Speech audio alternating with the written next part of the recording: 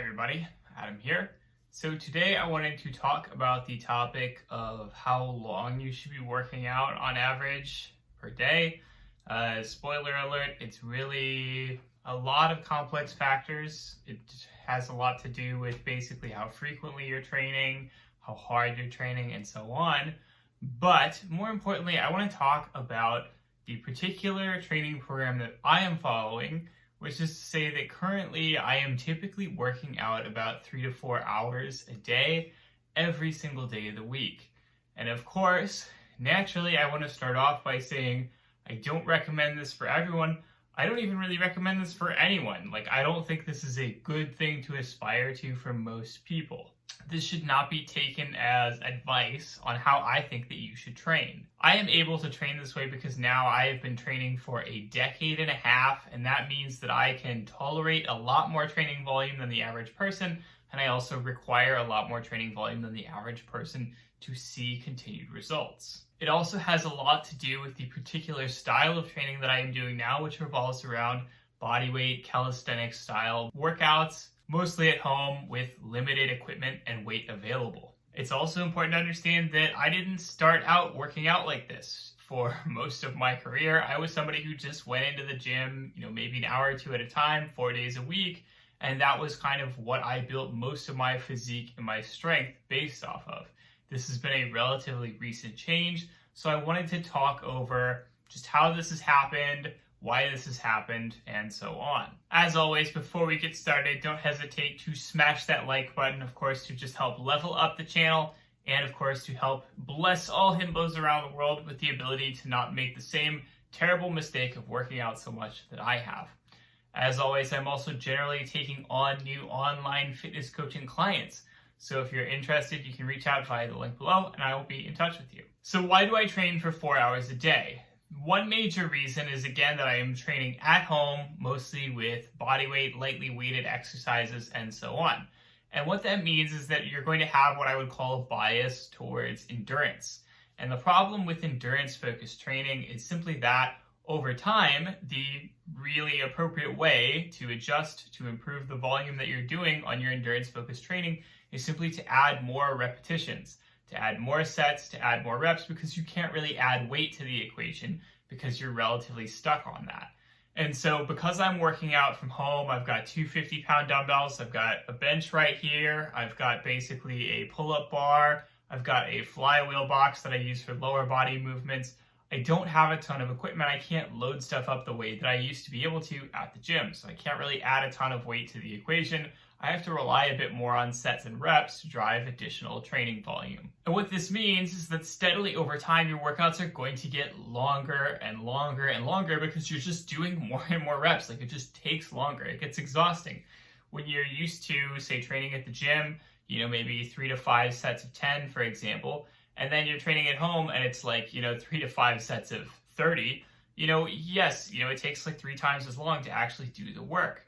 And so, it gets exhausting. It really does. But it is kind of the trade-off that you need to make when you are doing these kinds of workouts. And that's basically what happened. I started off with a really basic daily workout routine where I did just one set of all of the exercises, and it's built up to the point where now I'm doing 5 or 6 sets for most of them, and it's still continuing to progress. I've had to get very creative in terms of the ways that I'm trying to add challenge, the ways that I'm trying to find ways to add weight and so on, so that I can continue keeping these exercises challenging while continually progressing the volume over time. Part of this is also about how it's ultimately just different working out from home. When you are working out from home, you've got a lot more distractions, which is very different than when you are at the gym. So when you're at the gym, maybe you've got some workout buddies that you're interacting with, maybe you've got a few distractions, but for the most part, you're there to work out. So you go to the gym, you work out, you don't dally, you don't dawdle, you don't waste too much time because you're just there to work out. And you kind of had this, this sort of subtle feeling at the back of your mind that you want to get done with it, you want to get home, you want to move on with your life. And so you don't take longer than you need to on rests. You don't get too distracted. You can just kind of do the exercise, sit for a second, do the exercise, sit for a second. You kind of move through things quickly because that's really the only thing that you're there to do is to work out. You're not necessarily there to fraternize or to do any other things. At home, it's a completely different equation because at home, you're going to be working out, you're going to have so many distractions. You're going to have the fact that you could run off and grab a snack. You're going to have, maybe your family members around to say to just interrupt you. You're going to have things like your computer and your TV and whatnot to distract you. And so it's very easy to have your focus split up. And of course, that's especially a problem if you don't have necessarily, say, for example, like a really well-defined workout space. So maybe, for example, you have a room in your house that's your workout room, and that's the only thing that's in there, and you're pretty good about, keeping your computer out of it and so on, so that you don't have a lot of distractions. And maybe then you can kind of stick to something similar to the gym, where you really are able to stay focused. But, when you're like me, for example, you can see that I've got the bench right here. I do all my workouts in this very room, in this little office room that I have. And so I have my computer, of course, here to distract me at all times. And so the reality is that I don't even, I embrace the distraction. So what I ended up doing was I ended up making use of a timer app, and I set, basically a 2-minute timer for rest in between each exercise, maybe 3 minutes if it's something that requires a little bit more recovery. And, basically I use that timer as a way to say, hey, you need to get back to exercising. So I'll do a set of something, I'll hop on the computer and answer some emails, hear that timer go off, do something again, and so on. And so ultimately, I am a lot more distracted, but that also means that I am multitasking. So I'm doing a lot more things. The fact that it takes, maybe 3-4 hours to get all my lifting done for the day is much less of a problem because I am, doing other stuff at the same time. And that means that I'm getting a lot more done. Whereas if I spent, 4 hours a day at the gym, certainly I would get absolutely nothing done. So this is kind of a blessing and a curse at the same time. It can be something where, say I'm really distracted today, I'm not really being good about following my timers and getting back to my workout and so on. It can take even longer than 4 hours. I've had days where, basically I was just constantly distracted, constantly busy. And so I was kind of, working and then, doing a set and then working and doing a set. And before I know it, it's been 6, 7, 8 hours. It's been basically all day that I've been working out. And of course, that doesn't necessarily mean that I was doing more work working out. It just means, of course, that it was, more distracted, more spread out, and so on. So it can be a blessing and a curse, but again, it also means that, that 3 to 4 hour number that it takes me to work out is a bit exaggerated, which is to say that, most of that is not what you traditionally think of as working out. A lot of that is time that I'm just sitting and, doing something else. I'm also doing a lot of low intensity cardio these days. Low intensity, basically just doing some walks in the neighborhood. I've also got a small under desk elliptical device that basically, I can move under the desk, do a little bit of work with my legs while I'm answering some emails or doing some work or whatever the case is. And so of course, the trade-off again, when you are doing lower intensity, you have to be doing more volume. And so likewise, it's something where, I could maybe go for, say, a 20-30 minute run, or I could do an hour and a half long, lower intensity thing. And so the fact that I'm doing the lower intensity does mean, again, that I need to do more. And that means that it can sound impressive when I say, I'm doing an hour and a half of cardio a day.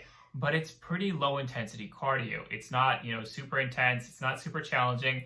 It's something where, I've just constantly got my legs moving while I'm doing something else. So, of course, it's something where I'm spending maybe, of the time that I work out, I'm spending maybe 2.5, 3 hours actually lifting weights.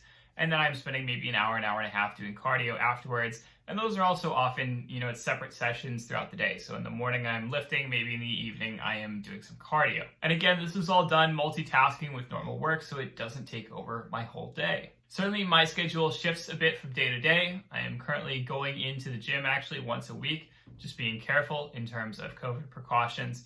And I'm also doing a couple other workouts. So I have a cardio-focused hard workout on the weekend, and I also have a calisthenics-focused workout on Fridays where I go to the local park. And so it does shift from day to day, and it can be a problem where, for example, on the weekends where I'm not working all day, that can be exhausting. It's like something where I don't necessarily want to sit down and, have my entire Saturday or my entire Sunday eating up by a really long workout. So on the weekends, it's something where maybe I try to focus on, basically just staying on top of everything and not letting myself get distracted and thus getting the workouts done as quickly as possible. Or maybe it's something where I have to skip some things or cut some things a little bit short because I've got bigger plans for that weekend and I simply don't have the time to get all my workout stuff in. I do certainly get exhausted of it at times. It certainly does get frustrating, obviously, just working out so much in a general sense in terms of just how much time it takes up in my life. And so, of course, I would like to reiterate that this is not a recommendation. This is not a thing that I would suggest for everybody. It works for me because of my specific situation. It is something that I have developed that has been tailored to my needs and my abilities over the past, again, year and a half that I have been training in this style. It gets me the results that I want, and it's certainly not detracting from my life. Many people attempting to plunge themselves into a similar approach would find that it becomes to be way too much, that it detracts from their life, that they don't enjoy it, and maybe doesn't even get them the results that they want, and so on. Ultimately, what matters more is that you're able to get in good quality work and that you're able to progress it over time. It's not so much about exactly, how much you're training per day or how many days per week you're training or anything like that. It's about having, like a good basic program and the fact that you're progressing it over time and that you are meeting your body's natural capabilities and challenging them properly. Most people can certainly get the same results that I have, or probably even better results, working out a lot less. All you have to do is have access to, much heavier weights, have access to a gym that you're using regularly and that you feel safe in, and so on. And you can certainly get in workouts, that are, equally effective, with much less time spent in the gym. That said, I've simply made a lot of decisions recently in my life. Obviously, I live in a major city, so I am concerned about COVID spreading. And so I'm very careful about how much I use the gym. I don't have the space for a squat rack or anything like that in the place that I stay in. And so as a result, I simply, this is an approach that works best for me. It's not necessarily going to work best for everybody. And most people would, of course, just enjoy being able to have shorter workouts, get into the gym faster, get out of the gym faster, move on with their lives, and have kind of an optimal return on their investment in terms of the time that they invest in their health and fitness. Anyway, that is it for today's video. As always, if you like the video, don't hesitate to comment, subscribe, like the video, share the video, tell me what you want to see in future videos. I will talk to you all next week. Have a good one.